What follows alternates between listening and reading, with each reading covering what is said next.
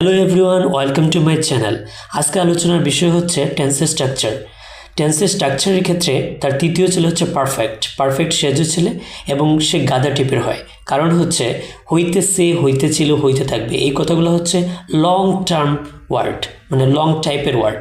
যেভাবে সে স্কুলে যাইতেছে, মানে যাইতেছে অবস্থায় আছে, এই ক্ষেত্রে সেটা প্রেজেন্ট পারফেক্ট হবে, কারণ প্রেজেন্ট পারফেক্টের স্ট্রাকচার হচ্ছে সাবজেক্ট হ্যাভ হ্যাজ প্লাস ভার্বের থ্রি প্লাস অবজেক্ট। এক্ষেত্রে হির সাথে হ্যাজ হয়েছে, গান ভার্বের থ্রি, টু স্কুল হচ্ছে অবজেক্ট। তারপরে অর্থটা হচ্ছে হইতেছিল, এটা হচ্ছে পাস্ট পারফেক্ট।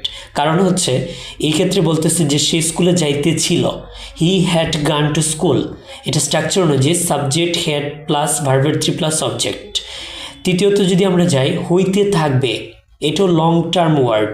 এক্ষেত্রে সে যাইতে থাকবে, এটা স্ট্রাকচার অনুযায়ী যদি যাই, subject shall have, will have, ভার্বের থ্রি প্লাস অবজেক্ট। এক্ষেত্রে হি উইল হ্যাভ গান টু স্কুল, যে স্ট্রাকচার অনুযায়ী হয়েছে।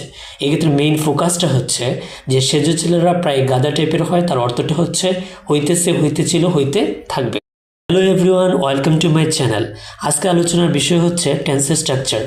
টেন্সের স্ট্রাকচারের ক্ষেত্রে তার তৃতীয় ছেলে হচ্ছে পারফেক্ট সেজ ছেলে এবং সে গাদা টিপের হয়। কারণ হচ্ছে হইতেছে, হইতেছিল, হইতে থাকবে, এই কথাগুলো হচ্ছে লং টার্ম ওয়ার্ড, মানে লং টাইপের ওয়ার্ড। যেভাবে সে স্কুলে যাইতেছে, মানে যাইতেছে অবস্থায় আছে, এই ক্ষেত্রে সেটা প্রেজেন্ট পারফেক্ট হবে, কারণ প্রেজেন্ট পারফেক্টের স্ট্রাকচার হচ্ছে সাবজেক্ট হ্যাভ হ্যাজ প্লাস ভার্বের থ্রি প্লাস অবজেক্ট। এক্ষেত্রে হির সাথে হ্যাজ হয়েছে, গান ভার্বের থ্রি, টু স্কুল হচ্ছে অবজেক্ট। তারপরে অর্থটা হচ্ছে হইতেছিল, এটা হচ্ছে পাস্ট পারফেক্ট।